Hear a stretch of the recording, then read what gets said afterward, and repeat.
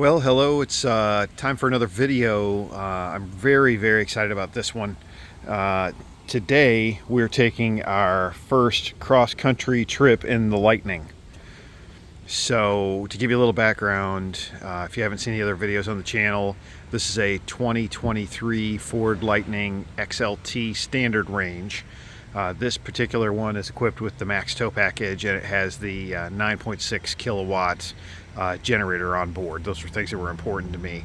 The color is stone gray for anybody that cares, and it's an XLT, and I selected it for a number of reasons, but it has just absolutely been a fantastic truck. I came from a diesel Ram 2500, so you know, that's about as big of a transition as you can make in the way of a truck. But anyway, what I'm excited about is today we embark on a trip. We live in Connecticut. We'll be traveling out to Missouri, and what I wanted to do was do a real world sort of play-by-play trip, explaining the mileage, how it works, how the charging stops go, etc. So I have two North American Charging Standard, or Tesla as they're referred to, charging adapters. So we'll be using the Tesla network among others. I'm using a better route planner to plan my stops, but I have Tesla as the preferred chargers. I also did the membership in the Tesla charging network in order to save per kilowatt hour. So what I'm going to do is several of the stops along the way, just kind of check in, give you an explanation of how much distance the truck thought it had, how far we've actually traveled, sort of where the efficiency is, with a given speed. And my intention is to travel at 70 miles an hour, which is not my nature. I generally drive a little faster than that, but everything that I've seen indicates, because of the not aerodynamic shape of these things, the faster you go, it just exponentially kills your economy. So my plan is to stick to around 70 miles an hour, and just give you a real world about what you can do. Because one thing that people don't realize, of course, and just as a preview, so the truck's rated for 240 miles of range, but that's actually in town. On the highway, it's reduced from that. Everything I'm reading, it's probably going to be a 10% reduction or so. So that at 100% charge, your real world, probably you might have 210 to 215 miles of range on the highway. But the problem with that is you're not going to charge to 100% when you're on the road. It takes too long.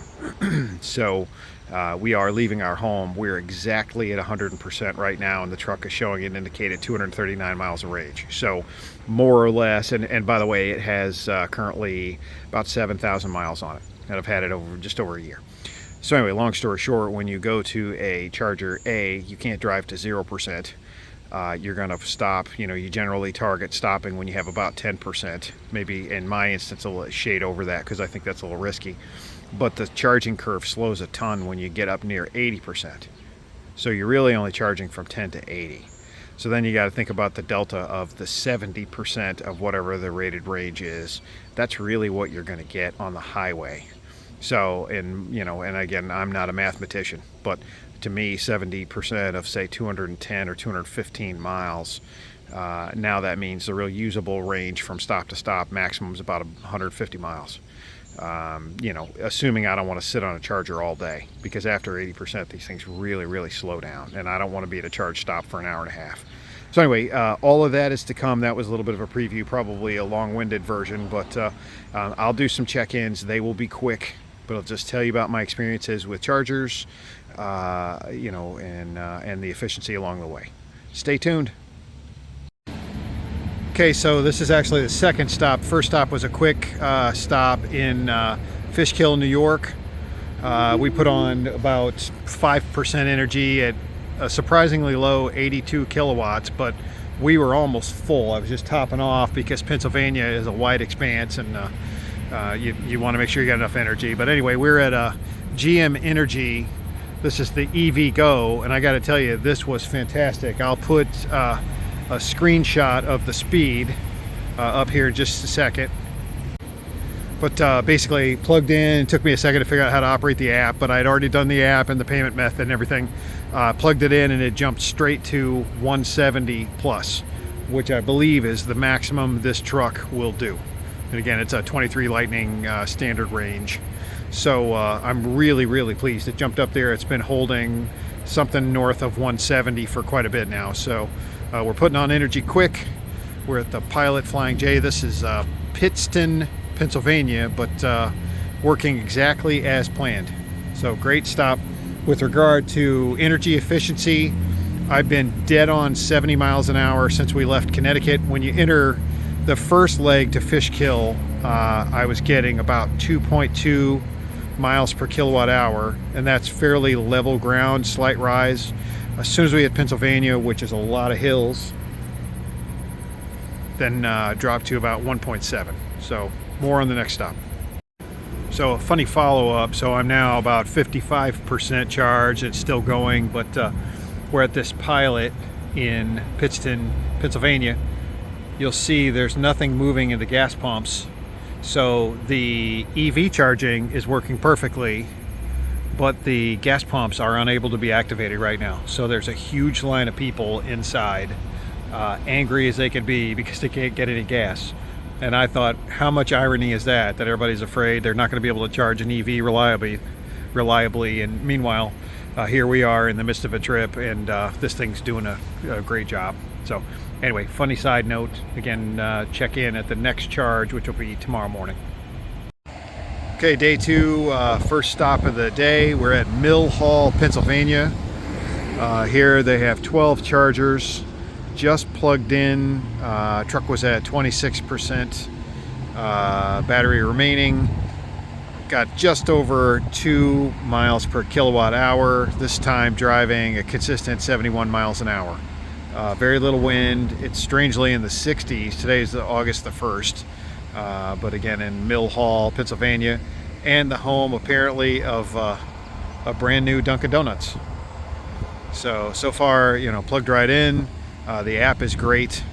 For anybody, if you're going to cross the country, if you're considering the Tesla membership, it's definitely cheaper, because these, these chargers, a lot of them are close to 60 cents per kilowatt. This one would have been 52 with Tesla, but because I'm a Tesla member, I paid the 13 bucks. I'm paying, I think, 37 cents per kilowatt this charge. So anyway, going great. Very pleased with the truck so far. Charging has been flawless, no problems. The adapter obviously works perfectly. More on the next stop. Charge stop number 2. We're at outside of Brookville, PA. Another Pilot Flying J GM Energy charger. This thing is running quick. It's putting on energy fast, about 170 kilowatts again here at the Flying J. Got a nice Denny's, bathrooms, all that. So should be a quick stop. Just another pretty flawless. One thing I would note, big money here, 69 cents per kilowatt hour. So I'm just going to put on as much as I need rather than over. But the other thing is the handshake is much slower than Tesla. So these chargers, so far, it's the second one we've used. Reliability's been perfect, but it takes probably 2 minutes to just get them and get charging, whereas with Tesla, I plug in, tell it to start, and that's it. So more updates coming. About 2 miles per kilowatt hour, again, traveling a consistent 72 this time through hilly Pennsylvania. So our next stop, we're at Tesla Superchargers in Gerard, Ohio. A struggle that you run into with the F-150 on a Tesla charger. When we got here, Tesla owners were parked every other plug, like almost perfectly. And I get why you wouldn't want to be next to somebody else, but it's a real problem because these little tiny short cords, they're like dinosaur arms. So I had to wait. I basically jammed in next to the guy that was in the spot next to me and wedged in and waited, and I just snapped up his cord. So this leg of the trip, we managed 2 miles per kilowatt hour at 74 miles an hour, although there was some construction that slowed us down. So again, another flawless, plugged it in, clicked the app, boom, we're up in the 160 kilowatt range right now. So it's putting on the juice, and because I have the Tesla membership, it's a lot cheaper than other chargers. So we'll check in from the next stop. So checking in from Spiceland, Indiana. We're at another Tesla charger.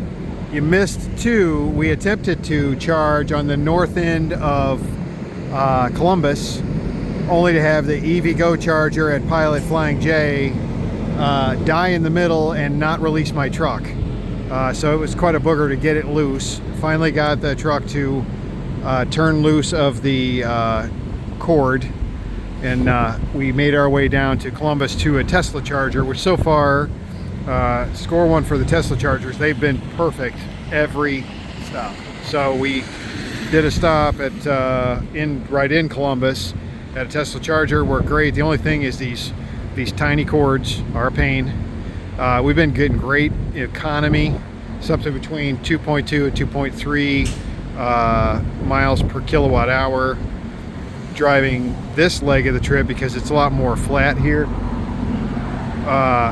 Been driving closer to 75 miles an hour and still maintaining that 2.2 or so. So it's gone very smoothly except for that little hiccup. And we're now in Spiceland, Indiana, charging at about 150 kilowatts. Stay tuned. So super quick check-in, the final charge stop of the night at Indianapolis Airport.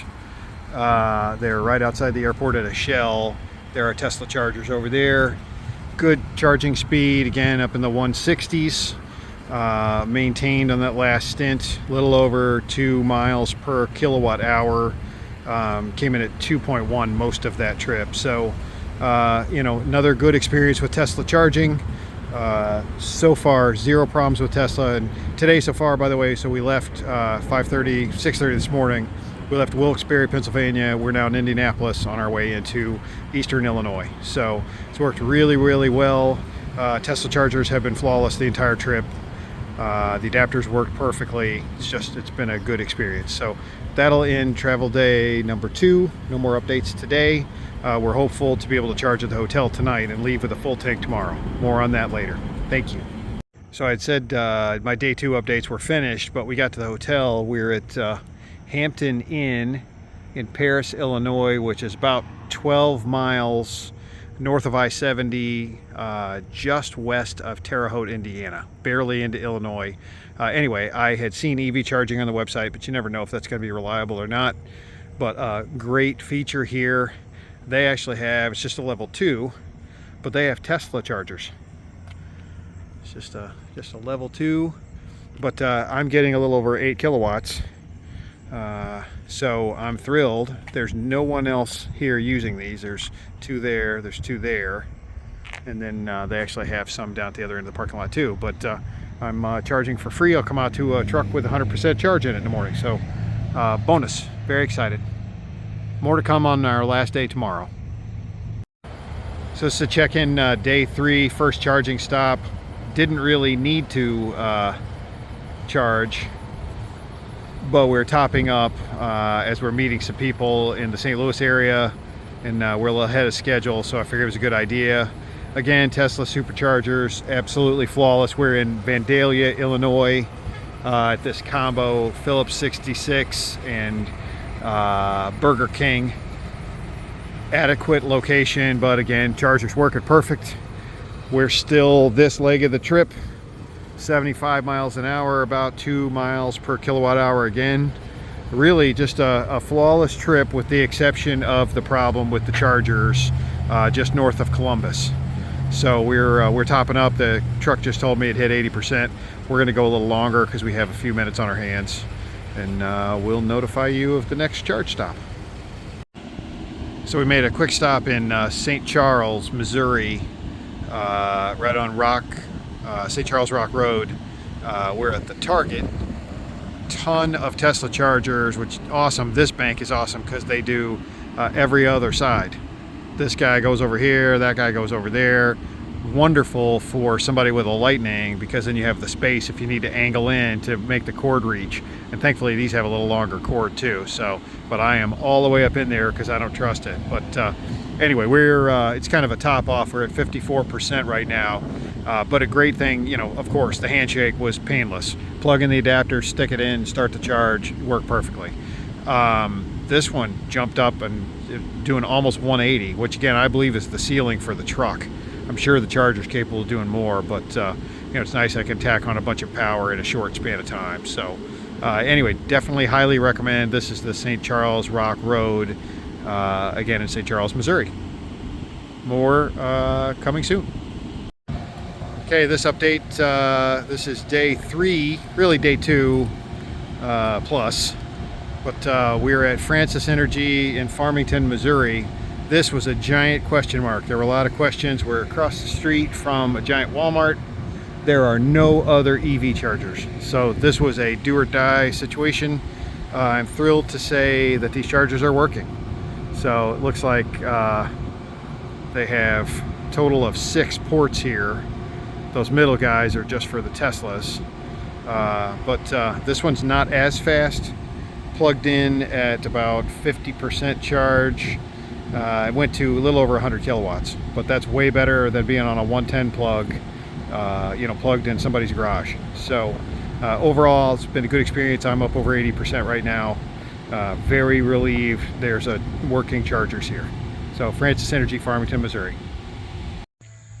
So I wanted to do a quick recap of the trip. Just kind of talk about where we landed with expense. We made it to Missouri. Charging went great. Really had just the one problem, which you saw a little bit earlier. And, overall, it was a very pleasant trip. I wanted to analyze, like, what is the cost? Because we eliminated a gas expedition out of our home. We had held on to it because we thought driving this would just be too time consuming and super expensive. So the good news on the expense, we had some things in our favor, and we're going to have those in our favor, part of it, on the way back too. So I'm going to just kind of assume this would be the average, but we left our home obviously with the truck full of electricity. We also had one overnight at a hotel where the charging, as you saw a little bit earlier, we were able to top up for free. So we put about 40% in at no additional charge because through a level 2 charger at the hotel. So we had those two factors in our favor, but I just calculated to go 1,130 miles, we spent $220.69. Now to put that in perspective, if this were a gas F-150, and I know somebody's going to comment down below, and I respect the opinions, but I'm using the average of 20 miles to the gallon on the highway. I think that's reasonable for a typical F-150 that's gas. So using a figure of 20 miles to the gallon, and assuming you're buying the cheapest gas they sell, which averages along this trip, looks to me about $3.09. So using those as the parameters, that would make gas cost just over $174. So the upshot is cost about an extra $46 and some change to drive this over a gas vehicle. And for that $220.69 that we spent in charging, mind you, that was 11 charges along the path, plus the bonus charge at the hotel. One thing I would tell anybody that is new to EVs, I was being tremendously cautious, and I was planning out where I had 30% electricity left at arrival at the next charger, which really you could run it to 10. And we crossed a particularly barren stretch of Pennsylvania where caution was the right thing to do. The other thing I would suggest, using a better route planner and all the other apps that I have, I really planned out so that the charge stops were adjacent to other chargers. Meaning if we got to, and we ended up not using Electrify America, but just using them as an example because we've had some challenges, points. If we were planned for an Electrify America and it didn't work, then we knew we were within 10 or 15 miles of a Tesla charger, as an example. So that's an overabundance of caution. I don't think in most instances you need to do any of that. But for our first very long trip in an EV, we thought that was reasonable. So those are the parameters. So basically round trip, it's going to cost me $90 extra to have run this truck. And we contributed several hours of wait time that we wouldn't have used had we been getting gas, because you could fill, a gas vehicle in 5 minutes. We were at a lot of charge stops, something in that 20 to 25 minute range. However, I would say, as the person who drove the family the entire distance, it's a game changer about how you feel. If you accommodate the time, figure you're stopping every hour and a half or so, 2 hours maybe, to get out and stretch for 15 to 20 minutes, it's not terrible. You use the bathroom, you get a snack, replenish your drink. There's no anxiety when you're driving about trying to push to go 4 hours between bathroom stops or 5. You know, for a family with kids, it was very reasonable. It was very pleasant. So even though the travel day was longer, you know, I got out at the end of a 15-hour day and I actually felt pretty good. So, you know, all of this, these are points to weigh, right? When you're considering whether or not you're going to do it. I have to say, based on this experience so far, 100% I'll bring this truck again next year on this trip.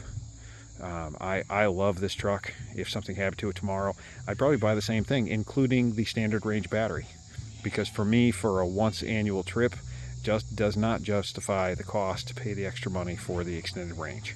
So that's my take. By all means, I do welcome comments down below. I thank you for watching. Please share this, please like. I'm trying to grow the channel as best we can, and I'm hoping all of this data helps somebody. So I hope you have a great day, and again, I thank you for watching. Have a good day.